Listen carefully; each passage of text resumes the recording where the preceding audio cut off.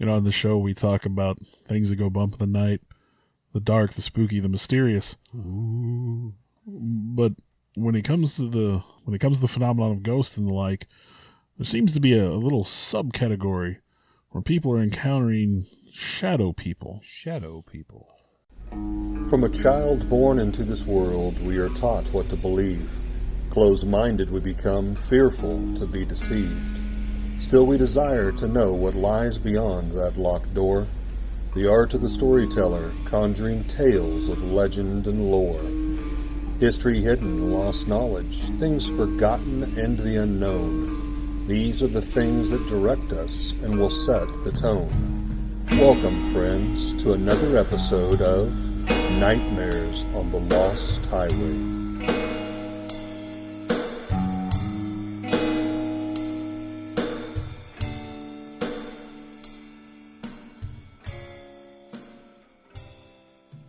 Shadow people are described as the perception of a patch of shadow as a living humanoid figure. There's a lot of potential explanations for what we call shadow people. To differentiate them from the ghost phenomenon, ghosts are typically remnants of a human spirit. Sometimes they're trapped in a loop. Sometimes they're a free, what do we call it, independent spirit. I'm not sure the actual phrasing. Entity. But an entity that's able to act on its own, an intelligent haunting. Yeah. The shadow people seem to always be an intelligent haunting. And haunting is maybe not even the right word here. These may not be ghosts or spirits. More of just an occurrence. A lot of people believe them to be spirits or maybe other entities. The Quran actually describes a race of pitch black beings that they refer to as the jinn. Otherwise known as genies. Yeah, a lot of people associate shadow people with the jinn story. And of course, with culture, multiculturalism in the world expanding the way it is, and people from all cultures and places moving different places, it could explain why these shadow people have spread across the world. And the aerial, wispy-like transparency, that makes a lot of sense. There is a long history of shadow people. A number of religions, legends, belief systems describe shadow people. Ancient Europe, I think, has a belief where the shadow people needed to feed on blood. So again, kind of a scary entity. And the jinn in the Middle East, they first kind of jumped into modern prominence back in 2001 on the Coast to Coast AM radio show. Mm-hmm. Now, I don't know how many people listening to us are going to be familiar with that. Of course, radio talk predated podcasting. What? I remember it wouldn't really be too far from that. My first experience with Coast to Coast AM, I was working my first job. I started, this was 95, and just kind of coasting the airwaves, sitting in my car, waiting for work to start. And I stumble across this radio show, and this guy's talking about livestock in South America being attacked by some blood-sucking creature. And I don't know about you. Like, stop right there. We're going to listen to this. Whatever that is, I got to listen to this. I think the host's name was Art Bell. Yeah, at the time it was Art Bell. And I used to listen to Coast AM all the time. I love that show. We would listen to it when we went to Tennessee. We would drive overnight so our kids would sleep, and we would turn on Coast to Coast and listen to everything from I Sold My Soul to the Devil to portals, UFOs, aliens, the government. Likewise, when Sarah and I were traveling, usually on long trips, we'd seem to kind of skate across the radio stations. Again, kids, this is way before we had satellite radio and all this. And, usually it was at late night, 11, midnight. And what better to do when you're driving down, the Lost Highway, listening to creepy stories on the radio? To the best of my knowledge, Coast to Coast AM is still out there to be found. I think it can be found online now.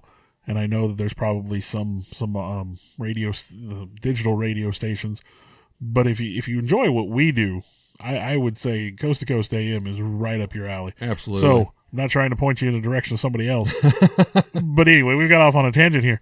Back in 2001 on Coast to Coast AM, Art Bell interviewed Native American elder Thunderstrikes, also went by the name of Harley Swift Deer Reagan, and they sort of got to talking about shadow people and how they differed from ghosts, the way we think of ghosts. They're typically seen in the peripheral vision. They're dark black silhouettes with a human shape and a profile that seems to flicker in and out. and more like the more you look at them, it seems like you can't look at them directly. Like they realize they're being watched and they kind of fade away. There are reports of these shadow figures attempting to jump on people and choke them, which is not something you hear typically in hauntings. I was going to say in my research, I came across a lot of conflicting stories on this one. There were some stories, like you're saying, that they seemed very hostile, would jump on you, choke you, maybe even while you're asleep at night. And then I found other totally different sites, and they're like, these have never harmed anyone or done anything bad whatsoever. Well, I think most people believe them to be negative, a lot of the experts. But there are some that say they can be positive and helpful. So, like any unexplained phenomenon, who knows what we're looking at, or maybe, if we want to go back to the Jinn, maybe this is, as a race, maybe shadow people, maybe most of them are bad, but occasionally you kind of find some that aren't. I found some of my research where some people actually believe this is a guardian angel, almost of an angelic being that is looking down. Some other stories I came across was it was a possible deceased ancestor looking over to as a protection. Well, see, for me, mostly, it seemed to be a negative thing. Most stories kind of delve in the negative, and almost, I think a belief almost is that these entities feed on the vibrational energy produced by fear. They're trying to scare you. They're trying to alarm you because that's what they feed off of. So a lot of the stories I found were negative. Now, I'm maybe feeding off the negativity of others or whatever. When you get to looking this up, especially doing the research online, it just seems like the shadow people phenomenon is there. People believe in it. They talk about it. But it seemed very hard to find and pin down, like, okay, here's my shadow person story, or here's this shadow person story, and 3 people witnessed it. They're very individual, I have one firsthand account that I will share. A good friend of mine, and actually Bill knows him too, Mark Wilson, and I were doing a paranormal investigation with our wives up at the Lemp Mansion in St. Louis, Missouri. Mark and I were doing a walkthrough. We had some video going as well as some EVP recordings, and we were in the lowest area, the basement of the Lemp Mansion there. And by the way, a little plug for the Lemp Mansion. You can rent a room there, and basically after hours, there's certain areas, obviously, like in the alcohol area where they close it off, you can't go, but you have free roam to do investigations or whatever all night long. So it's a really cool place. But we were downstairs in the basement doing a walkthrough, and quite honestly, I think this was probably a second or maybe third walkthrough of the night, when this area has a couple pool tables and stuff over in the area, and we both kind of caught something out of the corner of our eye, which very typical with the stories. It's kind of peripheral vision. We both saw it, which was kind of strange. We didn't understand what we saw until we later reviewed the video camera footage, which gave us a lot better image. And it all happened so quickly. But what I can describe in our firsthand, this was a shadow figure. This one seemed to be, I'll go back to D&D, my Dungeons & Dragons, wraith-like. It was small. I remember you could see basically what would be its head just above the pool table. So we're talking an entity maybe 4 foot tall, let's say at max. It seemed to have, for lack of a better term, maybe a cloak or a cape on, and it was kind of ripped, torn kind of thing. It did not look at us. It just like suddenly appeared, walked behind a couple pool tables, went to a corner, turned its direction, and then there was a set of stairway that led up to basically the outside, the sidewalk upstairs. And it had been locked, kind of barricaded off. It wasn't like bricked over or anything, but they just didn't use it. And it actually went up the steps. And Mark and I both thought that was kind of weird, but at the time we just saw it in a real couple split seconds. We thought we saw something out of the corner of our eye, a shadow. We both kind of looked at each other. Did you see that? I saw something. And then we actually caught it on the video. That was a first-hand encounter. I can't say any meters went off. We didn't have anything else that occurred. We didn't hear anything. It did not turn and look at us. if anything, I felt it acted almost frightened of us, and who wouldn't be, honestly? you know, Mark Wilson, but. Well, I mean, I gotta say, Mark Wilson makes me nervous sometimes. So. Hope you're listening, Mark. You know, one kind of common thread I found here in talking about shadow people was they do seem to be associated with the sleep paralysis phenomenon. Now, I, in my teenage years, did have a couple of experiences with sleep paralysis where there was a shadowy figure. The first time, it was at the end of my bed when I woke up. And if you've never experienced sleep paralysis, the way it's described is this is the moment where your brain turns on Mm-hmm. and you're able to process sensory input mentally, but your body hasn't caught up to the fact that you're awake yet. The body's not awake yet. So you can't move, but if your eyes are open, you can hear, you can see, and you can say, okay, there's, and typically people who experience sleep paralysis do see shadowy forms. And so there were 2 times in my teenage years, and I would say late teens, 18, 19 years old, where I actually experienced this experience. The first time it was at the end of my bed. The second time it was by my shoulder, like looking over me. I remember this creature, this shape, this entity, whatever it is, looking down on me. And I could feel in my mind, I was processing, this was a female entity. I remember so that. You got a clear view of the face and everything. Well, see, that's it. I could not see a face. Oh, okay. I mean, this is just a black shadowy thing. Okay. Now my no mind, features, just my shadow. mind tells me it's female, but you know what I mean? Like I couldn't gut tell you instinct. why I thought that. Yeah. Gut instinct. Now, in my later years, the older I've gotten, I've been able to experience sleep paralysis a couple other times and understand what it is. That doesn't make it any less frightening. I typically would experience it if I fell asleep on the couch. Say I was watching TV, you know, and kind of laid back. And if I fell asleep on the couch just the right way, you know, later on you'd kind of wake up for a moment. And pinched a nerve or something. maybe, yeah, but you wake up for a moment and, well, like in Evil Dead when Ash wakes up and he's tied to the floor, Army of Darkness. Mm-hmm. He's like, oh, I can't move. Like you feel exactly like that. You wake up, you open your eyes, you see the world around you, but you can't will your body to do anything. You're processing, but you can't move. Yeah, and it just takes a moment for you. And it only takes a moment. Once you really put the pieces together, then your body kind of, oh, yeah, hey, we're supposed to be on the same page here. Now, So- I did find in some of my research, Science Magazine actually reported, it's been several years back, I want to say it was the first part of 2000, they accidentally recreated a shadow person phenomenon. They had a young lady, 21 years old. I think I did stumble across this. They were doing a sleep study on her, but not for that purpose.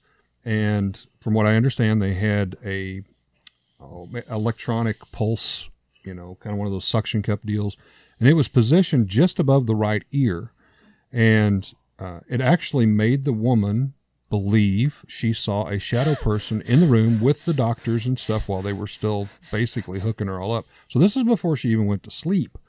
Didn't she, like she became paranoid? She thought there was something behind her? Yes. And, The rest of what she was there for didn't go very well because it shook her up so bad.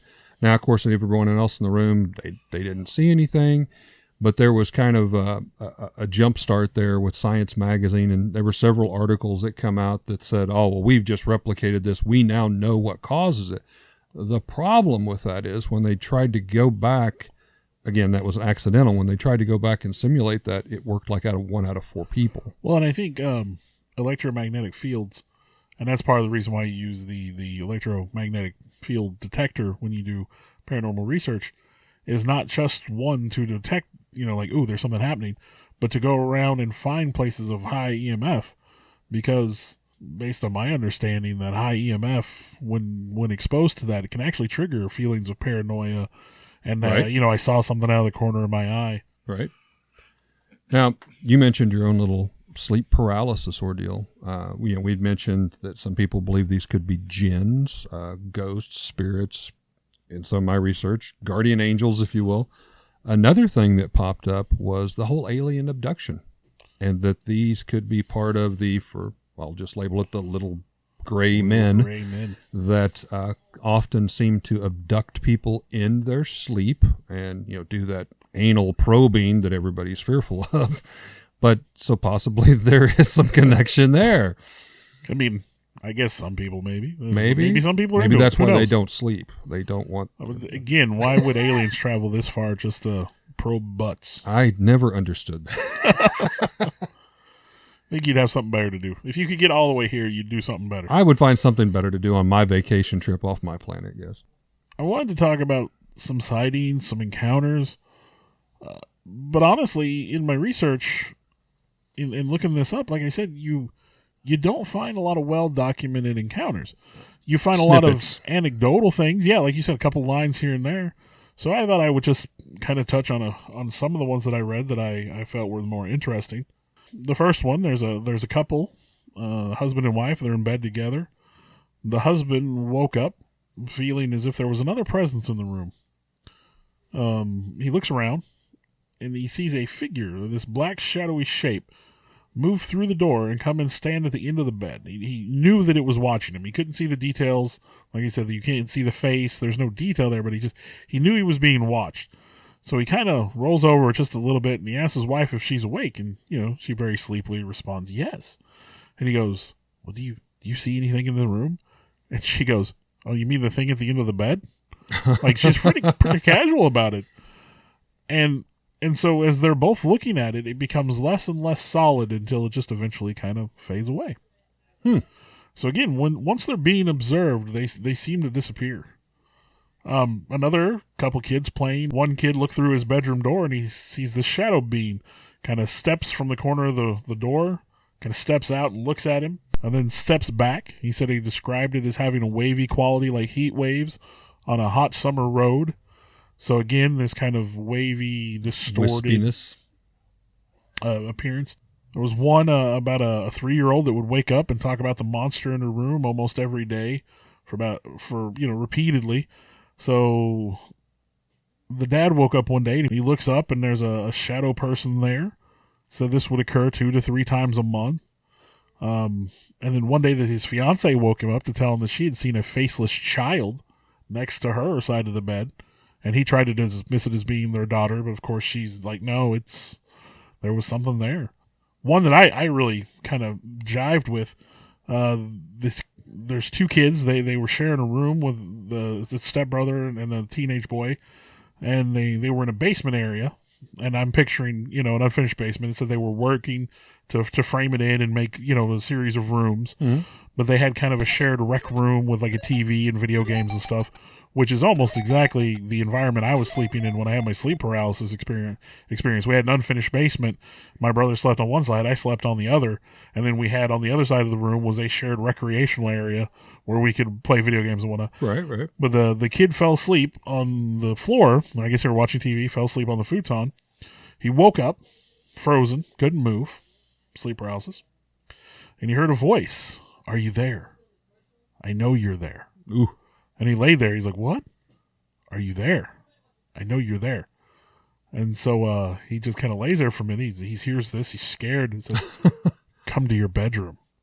So I guess part of this had been finished in the rooms. And he said, like in a horror movie, he stands up. And he kind of felt like he was outside of himself. Like that experience. Like when you watch a horror movie, you're like, no, don't go through the door. Well, he got up and started walking through the door. Or to the door, put his hand on the doorknob, and heard the voice again behind it. You come into the bedroom. So he opens the door, and he sees a shadowy shape peeking through the window with illuminated eyes. Wow. Now, some shadow people sightings do have red eyes, and this one he said they were yellow, but there's just this yellow shadow, this shape with yellow shadow, eyes looking at him. And then probably one that I like the most out of all the stories I found. A kid was playing computer downstairs till about midnight or so. His mom went to bed earlier. She, of course, it's the weekend. Hey, go to bed. Stay up later or whatever, yeah. So he turns off the computer and he goes to the stairs. Now, the stairs, they go up, they've got a landing, and then they finish all the way going to the second floor. He goes up the first part of the stairs. He gets to the landing. He looks up and he sees a dark shape move down the hallway at the top of the stairs towards like his parents' room and where the bathroom would be. So he just assumes that it's his mom. So he goes up there, and as he passes his mom's room, he sees her in bed, and she looks like she's sound asleep. And he's like, man, she must have been tired. And like, as soon as her head hit the pillow, she's gone.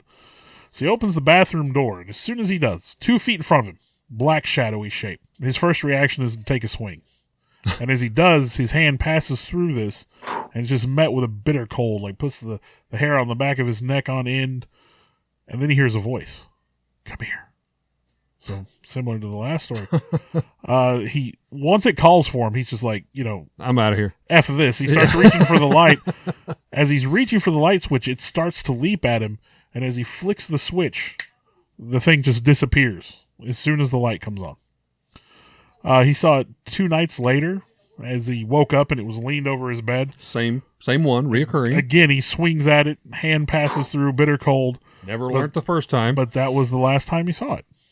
Huh. And again, this is just a smattering, but you find a lot of stories like this. Well, one of the things I felt was interesting when I started doing the research is, again, you're going to find a lot of conflicts, but generally they say they have no eyes. Now, you had mentioned some have yellow or glowing red eyes. Often, in a lot of the stories that I saw, there was a hat of some sort. Oh, I was brimmed hat. I was going to talk about the Hat Man separately a little bit. Okay, so. And then there was they have a wisping cape or a cloak. You mentioned that in a couple of stories, and I had that in my own personal account. And seeing these things do seem to make people almost petrified, speechless, paralyzed, however you want to say. Again, I think that goes back to the sleep paralysis. Well, one of the connections, and hopefully I'm not stealing your thunder, I immediately went to Freddy Krueger from Nightmare on Elm Street. I mean, brimmed hat, comes to you in your sleep, maybe when you're more vulnerable, and attacks you, if you will, or approaches you in your dreams or your sleep, and maybe that whole hallucinogenic thing. I'm not saying that's what it was based off of, but quite possibly maybe the movie was based loosely off of some of that. I know some of the origins of the Nightmare on Elm Street did involve some immigrants to the area. There was an actual newspaper article that I'm going to kick myself now. I can't remember the name of the guy who made Nightmare on Elm Street. Yeah, you'll find Look it up here. Wes Craven. Wes Craven, yes. But he had read an article about some immigrant kids who had recently come to America, and I can't remember where they came from, but they would experience these night terrors, and it would happen night after night after night, and then they would die in their sleep, like seemingly healthy kids. Okay. And so that was part of the inspiration. So maybe the Hat Man may have been part of it too. Could have been. Or, let me just throw this out there. We've talked about tulpas and stuff, thought forms. Maybe the belief, maybe people saw Nightmare on Elm Street, and then the belief of that. I mean, that's kind of how Slender Which Man came first, the chicken or the egg kind of thing. Now, like I said, I was going to talk about the Hat Man a little bit. You did mention that. He is a very commonly seen shadow entity, and he's been seen all around the world. They see this shadow form, and he does seem to be wearing some sort of broad-brimmed hat. They say fedora-like. Typically seems to wear like some sort of long cloak or coat. Some accounts do give him red eyes. The Shadow Man is more typically associated with hostile environments. He seems to be attracted to hostility and violence. He shows up when things are bad. And again, this entity seems to take pleasure in the fear he creates. It goes back to that earlier where they feed off the fear that they're So he's just showing up to enjoy the show. Look at what I've done. Something bad is happening, and then maybe he shows up and he makes it worse. I can only assume, they say hostile environments, if there's abuse in the home, and then he shows up. Things are already bad. He's making it worse. And then he's kind of feeding on it. So, if we've talked about the encounters enough, I do have a list of things you can do to get rid of them. Okay. Let's hear it. If you have problems with shadow people, which they do seem to plague people, clean your house. The number one agreed upon thing is just clean your house. Pay attention to your mom. Pick up after yourself. Clean your house. They seem to be more common in dark, messy homes filled with clutter. And again, you're talking about a shadow entity. Right. So it's going to look for places that are shadowy and dark and hidden. So little nooks and crannies from things being piled up. Let the light in. Open up the curtains. Open the windows. Opposite of the shadow. Let the light shine in. Again, get rid of those dark corners. Perform a cleansing ritual, do a smudge stick, walk around the house, hit all the corners, hit all the windows, get into those shadowy nooks and crannies. Or you could simply ignore it. Again, they do seem to feed on negative energy, so if you don't give it anything to feed on, or even to take that a step further, make light of the situation, joke about the shadow person, laugh at it, let it know that you're not afraid of it. This one time when I laughed at the shadow person. Now, of course, this tactic has been known to backfire. And again, maybe, giving it some intelligence, if you're trying to scare somebody and they're just like, oh, look at you being an idiot, maybe you're going to kick it up a notch. Like, you know what? If I'm not scary now, I can be. You can command them to leave. Sometimes that works. I think a lot of people forget that. And that even kind of comes from demonic possession stuff, is just take control of the environment. Yeah, take control of the situation. It might be your house. This is my house. You get out. A lot. And ghosts, hauntings at times. Hey, Same way. In more insistent cases, you might make an offering to the shadow people, some little trinket, some little thing to say, hey, I acknowledge that you're here. To take this. I'd be that guy that would give it a flashlight. They say you can establish boundaries. Hey, I don't like it when you're lurking over me in the middle of the night and I wake up and you scare the crap out of me. Back off. You can stay, but don't come into the bedroom when I'm asleep. Rid your life of stress. That's the easy one, am I right? Oh, yeah. But, if you don't have stress is negative. It's Right. negative energy that you're putting out there. So if you rid your life of stress, that should take care of the problem, right? So, and that's absolutely easy. Anybody can do that. I will add 2 more to that. And in my own research, it seems to be attributed a lot of times, not always exclusive, alcoholism. I did hear similarly meth addiction. And I was going to say drugs. Now, the word drugs could also be side effects of prescription drugs. They have done some clinical studies. And obviously, we know that some of those side effects could be almost like schizophrenia, paranoia. You would definitely maybe envision out of your peripheral vision things. Well, you watch any commercial for any drug. Oh, 9 good times Lord. out of 10, I'd almost rather have the condition you're trying to get rid of. Yeah, the side effects are much worse. I wanted to take it one step further. I'm one of those people who battle with sleep apnea, and I will say, I've been sleeping, of course, with a CPAP machine now for 12 plus years. But before it was diagnosed, I would stop breathing often during my sleep. And when I was in that stance, I had some weird dreams, borderline nightmares, and shadowy figures and that type of deal was pretty common. It could be oxygen deprivation. Well, it almost sounds maybe bordering on the sleep paralysis. Yeah. Because you're in that in-between state. And, let's face it, I've said to a lot of people that I've known through the years that, I know I've had grandparents, great-grandparents who they said, oh, they just passed happily in their sleep. They just never woke up. And sleep apnea is a real thing, and we just didn't realize what it was. And basically, it's carbon monoxide poisoning, oxygen deprivation, and you just stop breathing while you sleep. But any of those things, I think, could attribute to it. And to your point, clean the house, let the light in, positive attitude. And being a night shift person, That's kind of hard. letting the light in, at times I almost feel like a vampire. It's like, I don't want to be. Yeah. I want the light in. Bill and I have both worked night shift most of our careers. I'm luckily am free of that now. I'm still struggling to get on a day shift schedule. But yeah, working a night shift schedule, you come home and let's face it, you black out the windows. Yeah. You're hanging blankets up. You're doing whatever you can because you're trying to sleep when the normal world's going on outside. And I don't know about you, but I don't normally worry about trying to fix it on the weekend because I just got to turn around and do it again Monday if I was. So my house, especially my bedroom, is always dark. Yeah. Now, I haven't had any shadow people experiences in my home, luckily. Not related here. My son did say that he felt he had seen a ghost the other night when he was getting ready to go to sleep. So I asked him to describe what he saw. He said he was listening to the Hobbit soundtrack as he was going to bed. It's only in my home. But he said he saw a gray, shadowy thing move across the bedroom, like out of the corner of his eye. So, well, my daughter in the house that we actually live in now, when she's still lived at the house before she was married, actually it was about this time of year. reported to us several times that there was a ghost-like apparition, kind of a shadowy figure that would appear in her bedroom, and she would like wake up and it would be like staring at her.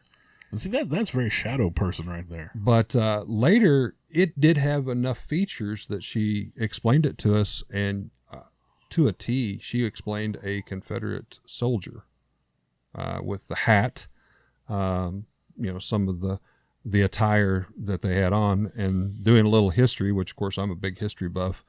We, here in Lebanon, Missouri, Union and Confederate soldiers came in and occupied the area all different times.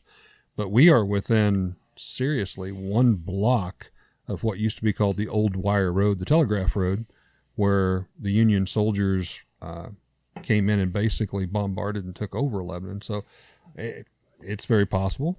But again, that one had some features. But yeah, she said, oh, yeah, that happened quite frequently. She'd just wake up and never did any harm, but would just kind of be like standing there looking at her. Well, the shadow people seem to be kind of their own thing. Again, we talked about, are they jinn? Are they alien? I actually saw some theories that suggested that they were extra-dimensional beings. Time traveler kind of type? This was something that was just, we wouldn't be able to understand it. We have our dimensions that we know of, our 3D. Some people say there could be as many as 100 and some dimensions, and we just can't perceive beyond our handful of dimensions. Time is one of those. We say time is a dimension, and that we just have this linear flow of time. And strangely enough, I did read an article just not that long ago that non-paradoxical time travel is theoretically possible. Time travel the way they describe it in the Avengers Endgame movie. But, what are shadow people? We say, we see ghosts. We know what ghosts are, the spirits of those that either haven't moved on or are still trapped here for whatever reason. We know what demons are. We know what these other entities are. But shadow people kind of seem to be their own thing, just kind of a little different from the rest. I would say mostly malevolent. I know that there are some cases where they're not all bad, but I would say most cases say that they're not good. So we may never know. But yet, this is yet another example of what you will find on Nightmares on the Lost Highway. We sure hope you enjoyed the episode, and if you did, make sure that you check out some of our other episodes that we have available, all on Podbean, and we offer those also on Amazon and Spotify. Yep. Thank you very much. Hey, this is Eric, and I just wanted to give a little reach out and a plug to our first paying sponsor for Nightmares on the Lost Highway. That's our little family toy and gaming shop here in Lebanon, Missouri called Raven's Loft. If you happen to be in the central Missouri area, please check us out. We have 2 locations. First one is at 223 West Commercial, downtown Lebanon. We've also branched out to a second location out at the Heartland Antique Mall, also here in Lebanon. You're going to find all kinds of vintage toys, Star Wars, Star Trek, G.I. Joe, Transformers, Mego, Universal Monsters, all types of gaming, board games, Magic the Gathering. So we would appreciate it if you'd stop by. You can like our Facebook page. Swing by and check us out. Thank you so much. I would like to thank Alex Tudor, who has been helping us a lot with our endeavors on this podcast. You could call him our producer at this point, I think. Our producer, electronic recording technician. He's the one that's setting up all the mics and the hardware in the background. And then Bill Weirs is going through, taking his time to try to clean and edit this up and give us the best possible version that we can present to you folks. Want to thank everybody involved with that.